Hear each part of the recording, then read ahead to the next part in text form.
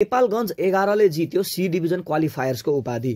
37 स्मारक C division क्वालिफायर्स जुन ANFA complex 7 दोबाटोमा सञ्चालन भइरहेको थियो, त्यसको उपाधि नेपालगञ्ज 11 ले चुमेको छ। आइतबार सम्पन्न भएको फाइनल खेलमा नेपालगञ्ज स्पोर्ट्स क्लबले सिन्धुपाल्चोक फुटबल क्लबलाई 2-0 ले पराजित गर्दै उपाधि जितेको हो। दुवै टिम यो फाइनल खेल्नुभन्दा अगाडि नै सी डिभिजनको लागि क्वालिफाई भइसकेका थिए, तर टुर्नामेन्टको फाइनल नभई विजेता घोषणा गर्न मिल्दैन, जसका कारण फाइनलमा यी दुई टिम एक आपसमा भिडेका थिए। देशभरिबाट जम्मा 39 वटा क्लबहरूको सहभागिता रहेको यस क्वालिफायर्समा टेबलको टपमा रहेको दुई टिम सोझै क्वालिफाई भएर फाइनल म्याच खेलेका हुन्। सी डिभिजन लिगमा क्वालिफाई हुने टिमको टुङ्गो लागिसक्दा पनि एन्फाबाट भने सी डिभिजन लिग कहिले हुन्छ भन्ने कुराको मितिको टुङ्गो नै लागेको छैन। तर सी डिभिजन लिगमा सहभागी हुने टिमको संख्या भने 14 वटा रहेको कुरा चाहिँ खुलासा भइसकेको छ।